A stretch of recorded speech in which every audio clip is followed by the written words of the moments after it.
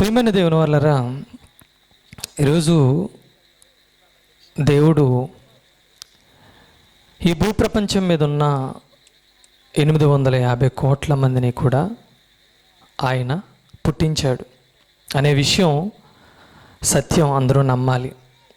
చాలామంది దేవుడు లేడు అనేవారు ఈరోజు సమాజంలో రోజు రోజుకి కూడా ఎక్కువైపోతున్నారు. ప్రియమైన దేవుని వాళ్ళరా, అసలు దేవుడే లేకపోతే ఈ సృష్టి లేదు, అసలు మనం భూమి మీదే ఉండం. కానీ వారు మూర్ఖత్వంతో దేవుడు లేడు అని ఒక మాట చెప్పి ఈ భూమి మీద వారందరూ కూడా వారి ఇష్టానుసారంగా బ్రతకడానికి, స్వేచ్ఛగా బ్రతకడానికి దేవుడు లేడు అంటుంటారు. దేవుడు ఉన్నాడు. మనం అందరము కూడా ఈ భూమి మీద ఉన్నాము అంటే ఆయన పుట్టిస్తేనే మనం ఈ భూమి మీద ఉన్నాం అనే విషయం మనందరము తెలుసుకోవాలి.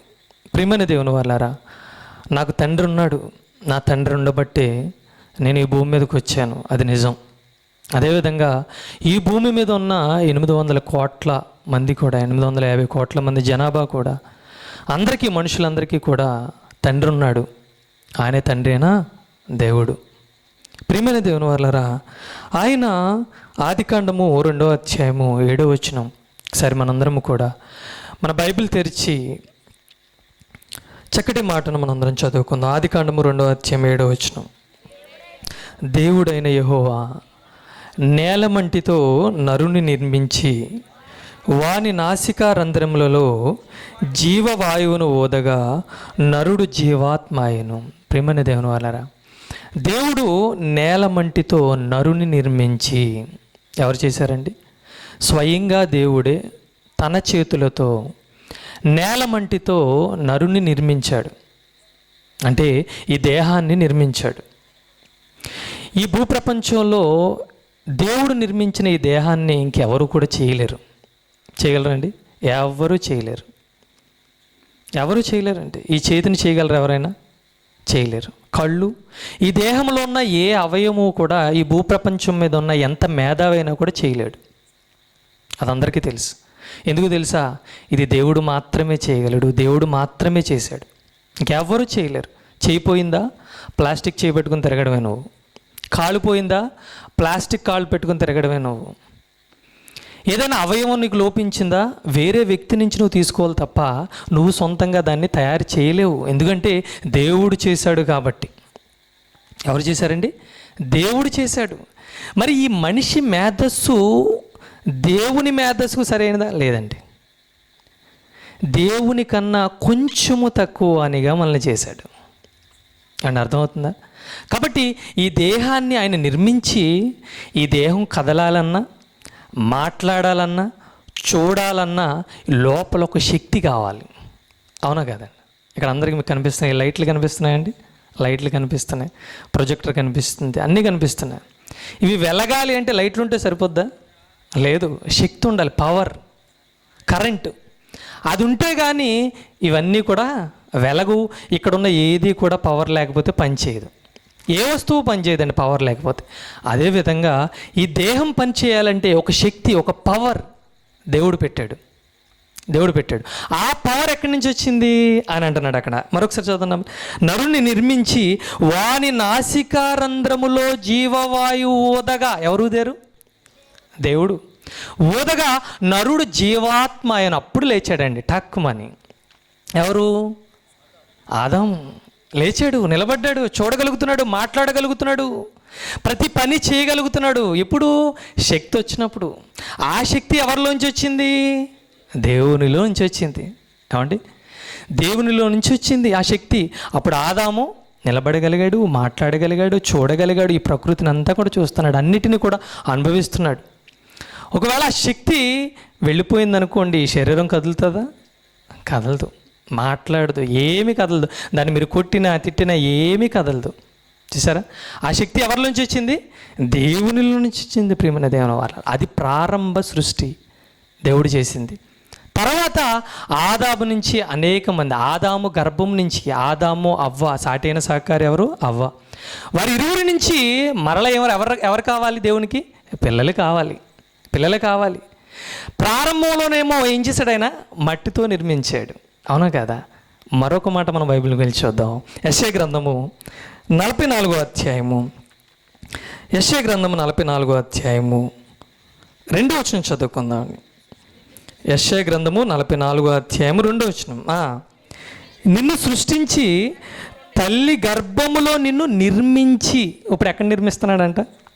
ఒకప్పుడు ప్రారంభంలో ఆయన దేనితో నిర్మించాడు? నేల మంటితో నిర్మించాడు. అవునా కదా? ఇప్పుడు ఎక్కడ నిర్మిస్తున్నాడంట?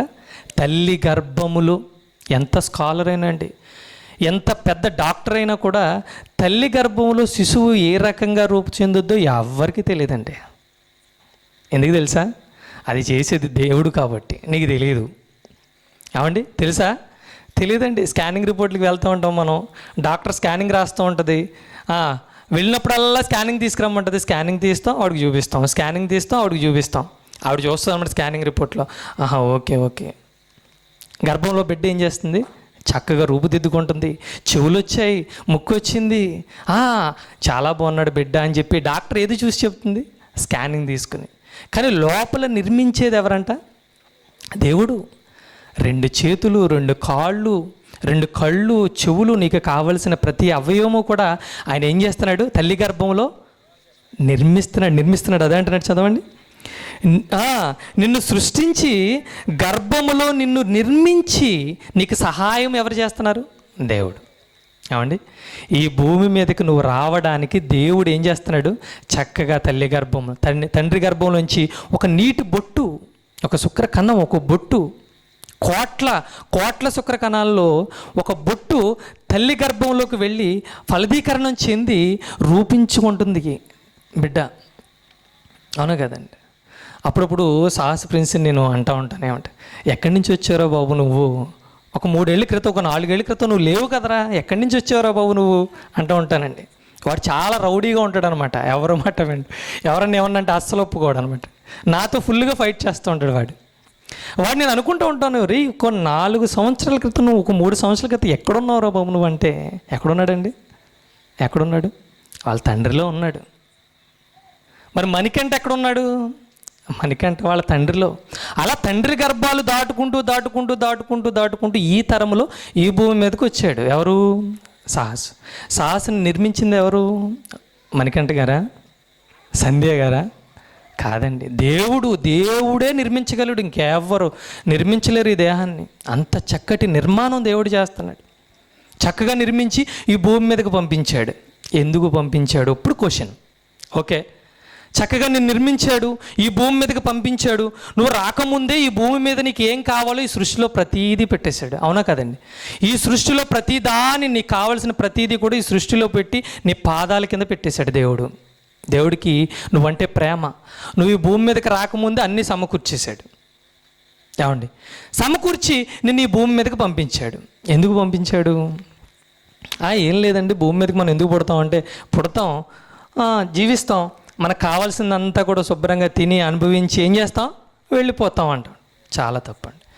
దేవుడు తన సంకల్పము చొప్పున తన కోసము నిర్ణయించుకుని ఈ భూమి మీదకి పంపించాడు అనే సంగతి నేడు ప్రపంచంలో అందరూ మర్చిపోయారండి.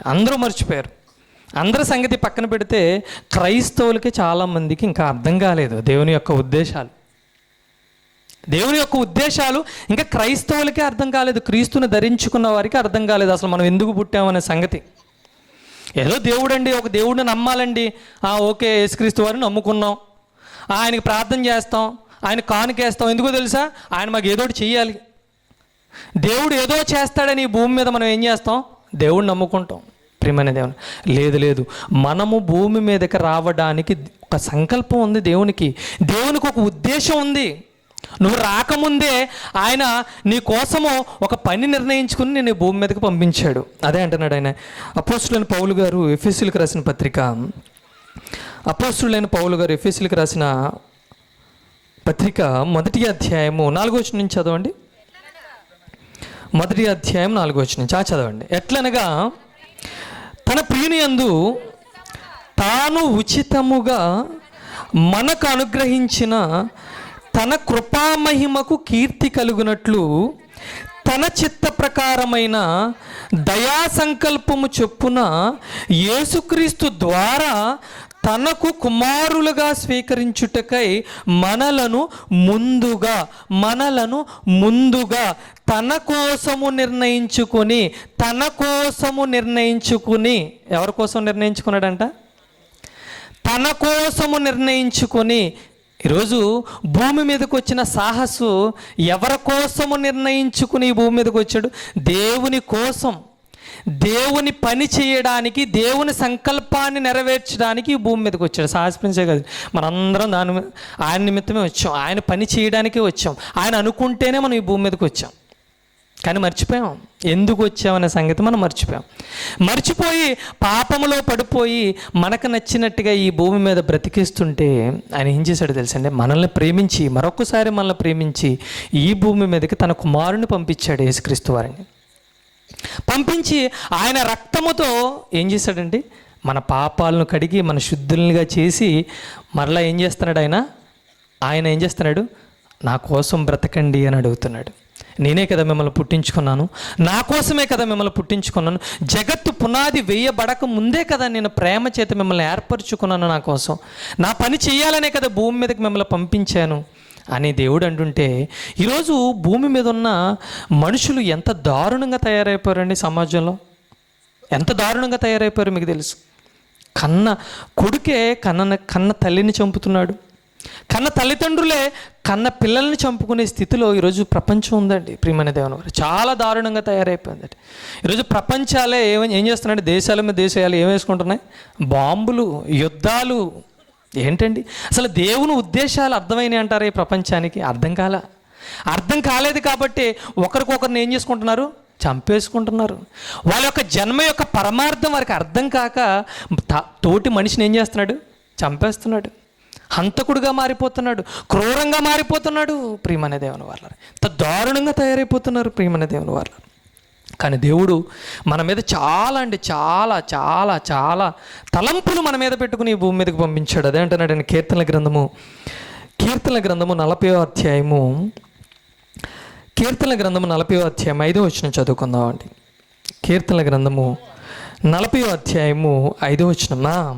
యెహోవా నా దేవా, నీవు మా ఎడల జరిగించిన ఆశ్చర్యక్రియలను, మా ఎడల నీకున్న తలంపులు బహువిస్తారములు. ఇంకా దాన్ని వివరించలేమంటున్నాడు. ఎన్నో విస్తారమైన తలంపులు ఉన్నాయంటే ఎవరి మీద?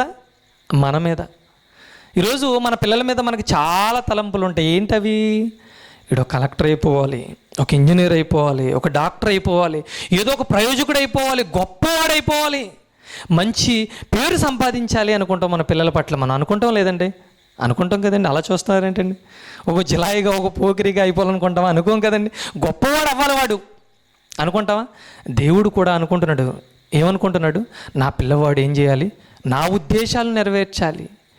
నాకు వాడి మీద ఎన్నున్నాయి? విస్తార తలంపులు ఉన్నాయి, ఎన్నో తలంపులు ఉన్నాయి. నా తలంపులు ఉన్నాయి కాబట్టి నేను ఏం చేశాను? భూమి మీదకి పంపించాను. కానీ దేవుని మర్చిపోయాడు, దేవుని విడిచిపెట్టేశాడు. ఈరోజు మన పిల్లలు మన ఉద్దేశాలు నెరవేర్చలేదనుకోండి, మనకు పూర్తి వ్యతిరేకంగా బ్రతుకుతున్నారనుకోండి, ఏం చేస్తాం? మనం బయటికి గంటేస్తామా, ఉంచుకుంటామా? మరి ఏంటో నువ్వు ఇలా తయారైపోవు, ఎంత దారుణంగా తయారైపోయావు అంటారు. నువ్వు జులాయిగా పోకిరికి ఎలా తయారయ్యావంటారు. నువ్వు నీ మీద నేను ఎన్నో కలలు కన్నాను రా అంటూ ఉంటాడు ఒక తల్లి తండ్రి. అవునా కదా? దేవుడు కూడా అదే అంటారండి, నీ మీద ఎన్నో కలలు పెట్టుకుని, నీ మీద ఎన్నో ఆశలు పెట్టుకుని ఈ భూమి మీదకి పంపించాను రా నాయన. ఈ సృష్టిని చూసావా? కనిపించిన సృష్టి ఇంకా చాలా ఉంది. ఈ భూమి మీద నువ్వు ఉండడానికి ఎంత సృష్టి చేయవలసి వచ్చిందంటే వచ్చింది. ఇంత సృష్టిని చేశాను, నాకు విశ్రాంతి కావాలనుకున్నాను, అంత కష్టపడ్డాను నీ కోసం ఈ సృష్టిని చేయడానికి. మరి నువ్వేం చేస్తున్నావు నా కోసం? ఏం చేయట్లేదు ప్రభా, నేను నమ్ముకున్నాను, ఆదివారం గుడికి వెళ్తున్నాను, నా తోచిన కానుకేస్తున్నాను, తండ్రి ప్రభా అంటున్నాను, అంతే కదండి. ఈరోజు మన చేతుల్లో ఉన్నాయి 66 పుస్తకాలు. మనం చదువుతున్నావా? చదవట్లేదు. మరి ఆయన మనస్సు ఏది? 66 పుస్తకాలే, బైబిలే ఆయన మనస్సు. మరి ఆయన మనస్సును మనం చదవట్లేదంటే ఆయన మనస్సు మనకు అర్థం కాలేదు. దేవుణ్ణి పక్కకు పెట్టేసాం, ఏదో నామకార్థంగా ఏదో దేవుడి దగ్గరికి వెళ్తున్నాం, ప్రార్థన చేసుకుంటున్నాం, వస్తున్నాం, అంతే. అసలు దేవుని ఉద్దేశాలు ఏంటి? నేను ఎందుకు పుట్టాను భూమి మీద? నా జన్మ యొక్క పరమార్థం ఏంటి? నేను అసలు ఎందుకు భూమి మీదకి వచ్చాను? ఎవరి పని చేయడానికి వచ్చాను ఓకే. ఎంతసేపు బ్రతుకుతున్నాను? ఎంతకాలం బ్రతుకుతున్నాను అండి? మనిషి జీవితం ఎంత? 30, 40, ఒకరికి 30 అండి, ఒకరికి 40, 50, 60, 70, అధిక బలం ఉంటే ఎంత? 80. ఇంకా దేవుడు ఏమనేసాడు? ఆవిరి వంటిది అనేసాడు. ఏమంటే నిన్నే చూశానండి కుర్రోడిని, ఎప్పుడు చనిపోయాడండి అని ఆశ్చర్యపోయే పరిస్థితులు మనం సమాజంలో చూస్తున్నాం. ఏమండి చూస్తున్నాం లేదా? అంటే ఎంత చిన్న జీవితం అంటే, ప్రారంభంలో ఈ మనిషి 900 ఏండ్లు పైగా బ్రతికిన ఈ మనిషి నేడు ఆవిరిలాగా మాయమైపోతున్నాడు. ఆవిరి కనిపించట్లే. ఎప్పుడు వెళ్ళిపోతున్నారో తెలియట్లేదు. ఏంటండి ఈయన ఎప్పుడు వెళ్ళిపోయాడండి? ఫ్లెక్స్ చూడగానే ఈయనండి ఎప్పుడు వెళ్ళిపోయాడండి అంటే చూసారా? అంటే మనిషి జీవితం చాలా చిన్నదైపోయింది. తగ్గించేశాడు దేవుడు ఆయుష్కాలాన్ని. చాలా చిన్న ఆయుష్కాలం, చాలా తక్కువ ఆయుష్కాలం ఇది ఈ భూమి మీద మనం బ్రతకడానికి. ఇంత చిన్న ఆయుష్కాలంలో ఏదో సంపాదించాలి, ఏదో సాధించేయాలి, ఏదో పేరు ఎందుకండి? ఏమండి మన ముందు ఎంతోమంది వెళ్ళిపోయారు. మీ అందరికీ తెలుసు, జయలలిత గారు తెలుసా అండి? ఎంత సంపాదించిందండి ఆవిడ? ఏమన్నా పట్టుకెళ్ళిందా? ₹1 పట్టుకెళ్ళిందా? ఏం లేదు. రతన్ టాటా గారు తెలుసు మీ అందరికీ, ఏమన్నా తీసుకెళ్లారా? ఏం తీసుకెళ్ళలేదు. శ్రీదేవి గారు తెలుసు మీ అందరికీ, ఏమన్నా తీసుకెళ్లారా? ఏమీ తీసుకెళ్ళలేదు. ఈ భూమి మీద నుంచి మనం ఏమీ తీసుకెళ్ళామండి. అన్నిటిని ఇక్కడే విడిచిపెట్టి వెళ్ళిపోవాలి మనం. చాలా చిన్న ఆయుష్కాలం ఇది, అవునా కదా? ఎవరు కూడా ఏమీ తీసుకెళ్లారు. వాళ్ళంత గొప్పవాళ్ళమండి మనం. అంతేమన్నా మనం ఏమైనా సాధించామా, సంపాదించామంటే ఏం లేదు. ఏమండి ఈ భూమి మీద బ్రతకడం ఏమన్నాడు దేవుడు? ఆయాసం, దుఃఖమే. ఏముండదు. ఏమీ సంపాదించలేవు, ఏమీ సాధించలేవు, నువ్వు పోయేటప్పుడు ఏమీ తీసుకెళ్ళలేవు అనే సంగతి మనిషికి తెలుసు. అని తెలిసే తెలీదా? తెలుసు. మరి దేనికోసం అండి భూమి మీద మన ప్రాకులాట? దేనికోసం? ఏం లేదండి. మనం ఎందుకు వచ్చామో తెలుసండి ఈ భూమి మీదకి? దేవుని పని జరిగించడానికి మనం భూమి మీదకి వచ్చాం.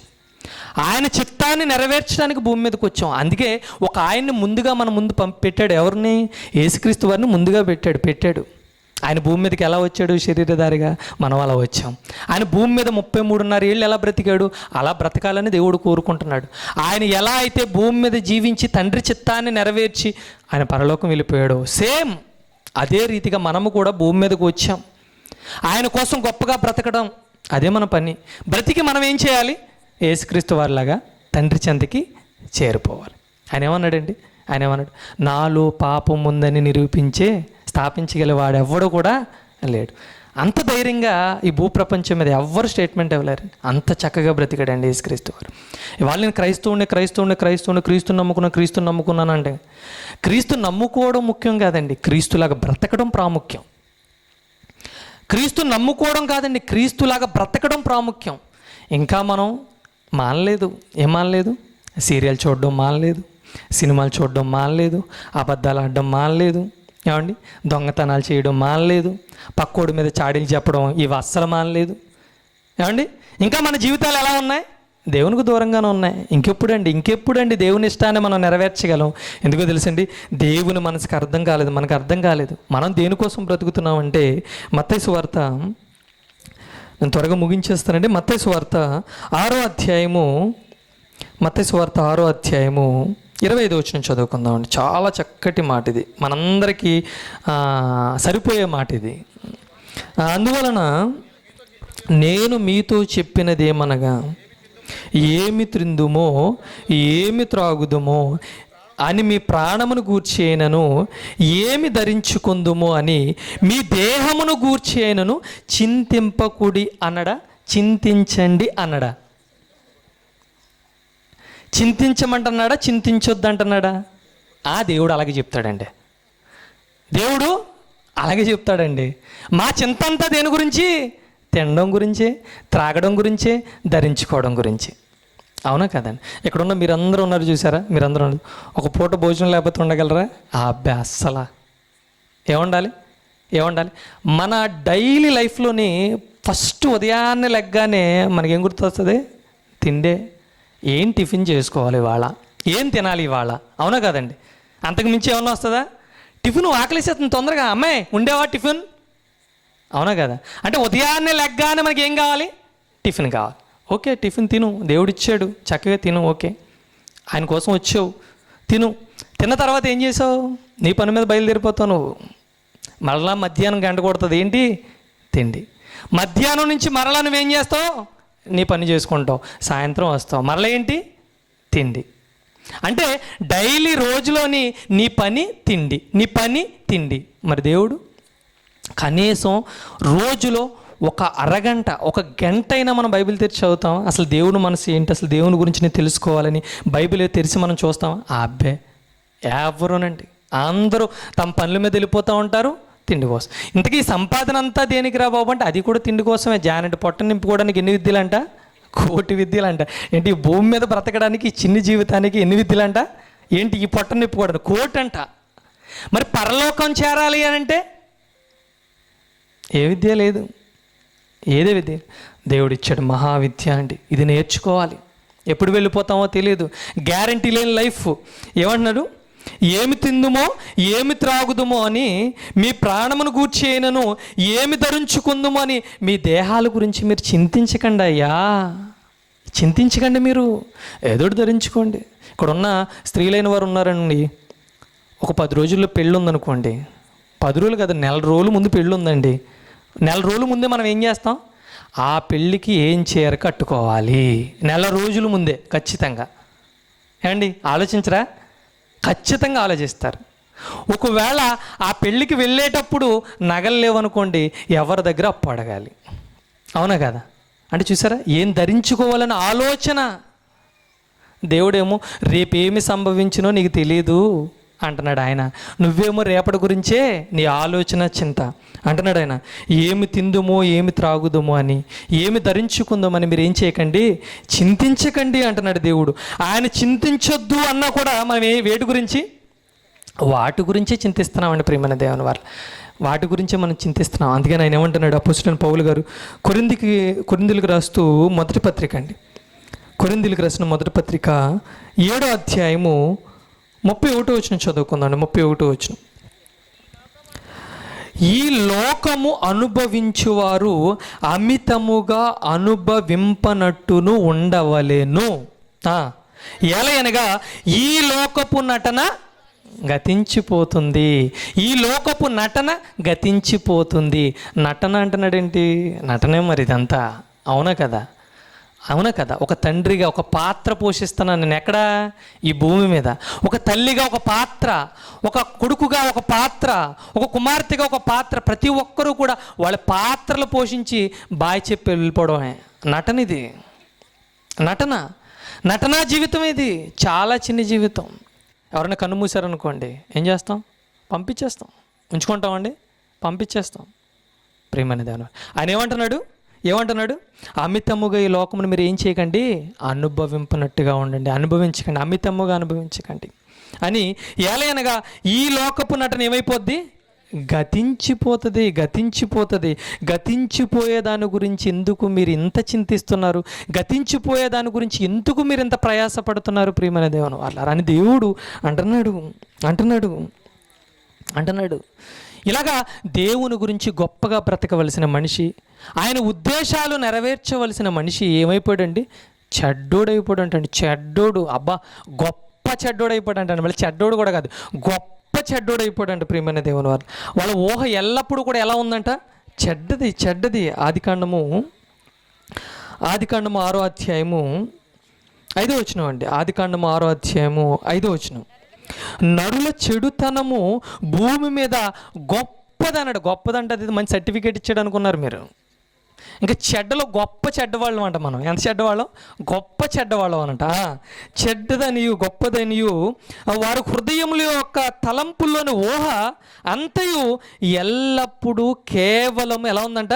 చెడ్డది. ఎల్లప్పుడూ మన ఊహలు, మన ఆలోచనలు తొంగి చూస్తున్నాడంట ఆయన. మన హృదయాన్ని చూస్తుంటే మన హృదయంలో ఉన్న తలంపులు, ఊహలు, ఆలోచనలు ఎల్లప్పుడూ, అప్పుడప్పుడు అనలేదండి, చూడండి అక్కడ మాట, ఎల్లప్పుడూ ఎలా ఉన్నాయంటే మన ఆలోచనలు చెడ్డగానే ఉన్నాయి.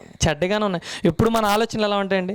వాడి గురించి చెడ్డగా మాట్లాడుకోవడం, వీడి గురించి చెడ్డగా మాట్లాడుకోవడం, అన్ని చెడ్డ ఆలోచనలు అండి. ఒక మనిషి అండి సుమారు ఒక రోజుకి 6,000 నుంచి 70,000 ఆలోచనలు చేయగలడండి. ఒక మనిషి మెదడు సుమారు ఒక రోజుకి 6,000 నుంచి 70,000 ఆలోచనలు చేయగలిగే ఈ మెదడులో ప్రతి ఆలోచన, ప్రతి ఊహ కూడా ఎలా ఉందంట? చెడ్డదే, ఒక్కటి మంచిది లేదంటండి. దేవుడు అంటున్న స్టేట్మెంట్ ఇది, నేను అంటుంది కాదు. అంటే మనిషి ఎంత చెడ్డగా, గొప్ప చెడ్డవాడిగా తయారైపోయాడు. అంటే దేవుడు అన్ని కలలకు అన్నాడండి మన మీద. చాలా గొప్పగా ఆయన పని జరిగిస్తామని భూమి మీద, ఆయన ఇష్టాన్ని నెరవేరుస్తామని భూమి మీదకి పంపిస్తే మనమేమైపోయాం? చెడ్డవాళ్ళుగా తయారైపోయాం, గొప్ప చెడ్డవాళ్ళుగా మనం తయారైపోయాం. ప్రియమైన దేవుని వల్ల దేవుడి జన్మ ఎందుకు ఇచ్చాడో తెలుసుకోవాలండి. ఈ భూమి మీద ఉన్నప్పుడే తెలుసుకోవాలండి. కన్ను మూసారా, ఏం లేదు, తీర్పు దినానికి వెళ్ళిపోతారు. అంటే అవకాశం ఎక్కడుంది? ఇక్కడే, భూమి మీదే మనకు అవకాశం. మన జీవితాన్ని సరిచేసుకునే అవకాశం దేవుడు ఈ భూమి మీద మాత్రమే మనకి ఇచ్చాడు. దాన్ని ఎవరైతే సద్వినియోగం చేసుకుని దేవుని కోసం గొప్పగా బ్రతికి, ఉన్నతంగా బ్రతికి కన్ను మూస్తారో వారు చక్కగా హ్యాపీగా ఎక్కడ ఉంటారు? పరలోకం. మీకు ప్రారంభంలో చెప్పాం, మనం ఎక్కడి నుంచి వచ్చాం? దేవునిలో నుంచి మనం వచ్చాం, అవునా కదా? మరలా మనం ఎక్కడికి వెళ్ళిపోవాలి? ఉదయాన్నే సూర్యుడు వస్తున్నాడు, మరలా ఎక్కడికి వెళ్ళిపోతున్నాడు? ఆయన స్థానానికి వెళ్ళిపోతున్నాడు. ప్రతిదీ వస్తుంది, వెళ్ళిపోతుంది. మనం కూడా వచ్చాము, వెళ్ళిపోవాలి. ఎక్కడికి వెళ్ళిపోవాలి? తండ్రి అనే దేవుని దగ్గరికి మనం వెళ్ళాలి. అది మన గమ్యస్థానం. కానీ మనం ఏమైపోతున్నాం? త్రోవ తప్పి వెళ్ళకూడని ప్రదేశానికి మనం అందరం వెళ్ళిపోతున్నాం. అదేంటది? పాతాళలోకం. చాలా భయంకరమైనది. ఆ పాతాళం ఎంత భయంకరమైనదో బైబిల్లోనే ధనవంతుడు సందర్భం ఉంటుంది. మీరందరూ కూడా ఇంట్లోకి వెళ్ళిన తర్వాత చదువుకోండి. ఆ సందర్భం చదివితే పాతాళం ఎంత భయంకరంగా ఉంటుందో మనకు ధనవంతుడు చెప్తాడు. అంత భయంకరమైన స్థితికి మనం వెళ్ళిపోకూడదనే దేవుడు నేటికి కూడా మనల్ని ప్రేమించి, ఇదిగో ఇటువంటి కృతజ్ఞత కూడికల వల్ల, ఇటువంటి సభల ద్వారా, ఎన్నో సభల ద్వారా దేవుడు వాక్యముతో ఎంతోమందిని మీ మధ్యకి తీసుకొచ్చి మిమ్మల్ని హెచ్చరిస్తున్నాడు. దేనికో తెలుసా? మీరు మారాలని, ప్రేమ చేత ఆయన మిమ్మల్ని మార్చుకోవాలని ఆయన ఆశపడుతున్నాడు. ఎన్ని వాక్కులు ఆయన మీ చెంతకు తీసుకొచ్చిన అబ్బే మనం ఏం చేస్తున్నాం? పక్కకు పెట్టేసి మనకిష్టం వచ్చినట్టుగా మనం బ్రతికి ఏం చేస్తున్నాం? కన్ను మూస్తున్నాం. చాలామంది అంటారు, ఒరే భూమి మీద పుట్టావరా, శుభ్రంగా ఎంజాయ్ చేయాలి మనం ఈ లైఫ్. పుట్టాం కాబట్టి ప్రతీదీ కూడా అనుభవించాలి, ప్రతీదీ కూడా తినాలి, అనుభవించాలి, సుఖించాలి అనుకుంటున్నారు. ప్రియమైన దేవుని లేదండి. మనం దేనికోసం వచ్చాం? దేవుని పని నిమిత్తం భూమి మీదకి వచ్చాం. ఆయన ఇష్టాన్ని నెరవేర్చాలి, ఆయన దగ్గరికి చేరిపోవాలి. అదే అనుకున్నామండి మేము కూడా. మాకిచ్చిన గర్భఫలాన్ని మేము ఏం చేయాలనుకుంటున్నాం? ఈ భూమి మీద రాబోయే తరాలకి రెడీ చేయాలి. ఎవరికి? రాబోయే తరాలు. ఒకవేళ నేను వాక్యం తెలుసుకోలేదనుకో, మా తల్లి మరి మమ్మల్ని వాక్యంలో పెంచడానికి చాలా కష్టపడింది, దేవుళ్ళు మేము నిలబడడానికి చాలా కష్టపడింది. ఎవరో మా తల్లి. తండ్రి లేడండి నాకు 5 సంవత్సరాలు ఉన్నప్పుడు నా తండ్రి చనిపోయాడు. నా తల్లి ఏమనుకుందంటే నా పిల్లలు ఏమవ్వాలి? దేవునిలో గొప్పవాళ్ళు అవ్వాలి, అనేక మందికి దేవుని విషయాలు చెప్పేవారిగా వాళ్ళని నిలబెట్టాలనుకుంది నా తల్లి. మమ్మల్ని నిలబెట్టింది. మేమేమనుకుంటున్నాం? ఇదిగోండి మా తరంలో మేము చెబుతున్నాం కదా చక్కగా, మా తల్లి అనుకోబట్టి. ఒకవేళ మా తల్లి అనుకోలేదనుకోండి, ఈ తరంలో మేము చెప్పగలమా? మా తరం పాడైపోద్ది. మా పిల్లలకి మేము చెబుతామా? చెప్పం. వాళ్ళ తరం పాడైపోద్ది. వాళ్ళ పిల్లలు వాళ్ళకి చెప్తారా? చూసారా? అంటే ఒక్కళ్ళు చెప్పకపోవడం వల్ల ఎన్ని తరాలు పాడైపోతున్నాయో. ఈరోజు మా తల్లి మమ్మల్ని నిలబెట్టింది, మా తరం ఏమైంది? దేవుని కోసం నిలబడ్డాం. మళ్ళీ నెక్స్ట్ మా పిల్లల్ని మేమేం చేస్తున్నాం? దేవునిలో గొప్పగా పెంచుతున్నాం. అంటే ఇంకో తరాన్ని మేము రెడీ చేస్తున్నాం. మరలా వారేం చేస్తారు? ఇంకో తరాన్ని. అంటే రాబోయే తరాలకి దేవుని కోసం గొప్పగా బ్రతకడానికి మేమేం చేస్తున్నాం? మా కుమారులను సిద్ధం చేస్తున్నాము, మా పిల్లలను సిద్ధం చేస్తున్నాము. దేవుడు కోరుకునేది అదే. తల్లిదండ్రులైన మీరు మీకు ఇచ్చిన గర్భఫలాన్ని రాబోయే తరాలకి మీరేం చేయండి? నా కోసం ఒక బాణాలులాగా ఉండడానికి మిమ్మల్ని తయారు చేయండి అంటే మనం ఏం చేస్తున్నామండి? లోక విద్యకు పంపించేసి లోకంలో ఏదో సాధించేస్తాడంటే ఏం సాధించట్లేదు. ఒక అమ్మాయిని లవ్ చేసి నీ ముందు కనిపిస్తున్నాడు అంతే, లేదంటే ఎవరినో చంపేసి ఆ జైల్లో కూర్చుంటున్నాడు అంతే. ఏం బాగోలేదండి పరిస్థితులు ఏమి. దేవుని కోసం కనుక మీ పిల్లల్ని మీరు పెంచగలిగితే మీరు అంతకు మించి మీ పిల్లలకి ఇచ్చే గిఫ్ట్ ఏమి కూడా లేదు. ప్రేమైన దేవుని వల్ల. కాబట్టి దేవుడు ఎవరి కోసం నిర్ణయించుకుని? తన కోసం నిర్ణయించుకుని భూమి మీదకి పంపించాడు. తన కోసం మనం బ్రతకాలి. మన గర్భం నుంచి వచ్చిన గర్భఫలాలను కూడా దేవుని కోసం ఉన్నతంగా పెంచి రాబోయే తరాలకి ఆయన వాక్యాన్ని చెప్పే రీతిగా వారిని మనం నిలబెట్టాలి. ఇదే మనకి దేవుడిచ్చిన పని చేసిన వారికి ఏమొస్తుంది? జీతం. నేను డ్యూటీకి వెళ్తున్నాను, పని చేస్తున్నాను కాబట్టి నాకు ఏమిస్తున్నారు? జీతం. ఇప్పుడు దేవుడు పరలోకం ఇవ్వాలంటే ఏం చేయాలి? మనము పని చేయాలి. మనకు పని ఉంది. అసలు క్రైస్తవ్యానికి పని ఉందన్న సంగతే మర్చిపోయారు. పనేం కాదు, గుడికి వెళ్తే సరిపోద్ది అనుకుంటుంది ఈరోజు క్రైస్తవ్యం. లేదండి, క్రైస్తవ్యం మీద చాలా పెద్ద పని దేవుడు పెడితే ఆ పని పక్కకు పెట్టేశారండి చాలామంది. ఆ పనిని మనం జరిగించాలి ఈ భూమి మీద. మనకెంత ఆయుష్కాలం ఇచ్చాడో తెలియదు, నాకెంత ఆయుష్కాలం ఇచ్చాడో తెలియదు, ఇక్కడున్న మీ అందరికీ కూడా ఎంత ఆయుష్కాలం ఇచ్చాడో తెలియదు. మీకు ఇచ్చిన ఆయుష్కాలం ఇప్పుడు దాకా చాలా మరి దేవుని కోసం మరి గడిపారో లేదో మీరు ఆలోచించుకోండి. ఇకనైనా కూడా మీరందరూ ఏం చేయాలి? దేవుని కోసం మీ ఆయుష్కాలాన్ని దేవునికి ఇచ్చేవారిగా మీరందరూ ఉండాలి. మరి ఇదిగో మరి మణికంఠ గారికి ఇచ్చిన గర్భఫలం సాహస్ ప్రిన్స్ మరి రాబోయే తరాలకి ఒక గొప్ప దేవుని యోధుడిగా అతను నిలబడాలని నేను కోరుకుంటూ ఈ మాటలు ముగిస్తున్నాను. చిన్న ప్రార్థన చేసుకుందామండి. మహాపరిశుద్ధుడా, ప్రేమ కలిగిన మా తండ్రి, నీ ఘనమైన ఉన్నతమైన శ్రేష్టమైన నామముకు కృతజ్ఞతాస్తుతులు చెల్లిస్తూ తండ్రి, ఇంతవరకు నిలబడి తండ్రి నా ద్వారా ఎన్నో విలువైన మాటలు మీ పిల్లలకు అందించారు తండ్రి. అందును బట్టి తండ్రి మీకు స్తుతులు స్తోత్రములు చెల్లిస్తున్నాం తండ్రి. విన్న ప్రతి మాటని కూడా మా హృదయాల్లో పెట్టుకొని మీ మాటల ప్రకారం ఈ భూమి మీద గొప్పగా జీవించి మిమ్మల్ని సంతోషపెట్టే పిల్లలుగా ఉండడానికి మంచి సమయోచితమైన జ్ఞానాన్ని మాకు ప్రసాదించమని మరి సాహస్ పుట్టినరోజు సందర్భంగా తండ్రి మరి కూడుకుని ఏర్పాటు చేసి ఎన్నో విలువైన మాటలు వీరికి అందించడానికి మరి తల్లిదండ్రులు చాలా కష్టపడ్డారు తండ్రి. వారిని మీరు జ్ఞాపకం చేసుకోండి. మరి ఈ ప్రాంతంలో ఉన్న అనేక మందికి మీ సత్యవాక్యాన్ని వారు వినిపించాలనుకున్నారు తండ్రి. మరి చాలా చక్కగా మీరు ఈ కార్యక్రమంలోనైనా మీరు తోడుగా ఉన్నందుకు మీకు స్తుతులు స్తోత్రాలు చెల్లిస్తూ మరి తండ్రి, నా తర్వాత చెప్పబోతున్న మరి సహోదరులు అన్నయ్య గారికి కూడా మీరు తోడుగా ఉండి ఎన్నో విలువైన మాటలు, హెచ్చరింపు మాటలు, మా ఆత్మీయ జీవితానికి అవసరమైన మాటలు వారి నోట మీరు మాకు అందించి తండ్రి మా ఆత్మలను సరిచేసుకునే చక్కటి అవకాశాన్ని రాత్రి మాకు దయచేయమని వేడుకుంటూ ఈ ప్రార్థన త్వరగా రానున్న యేసుక్రీస్తు వారి పేరట అడిగి వేడుకుంటున్నాం తండ్రి. ఆమేన్. అందరికీ వందనాలు.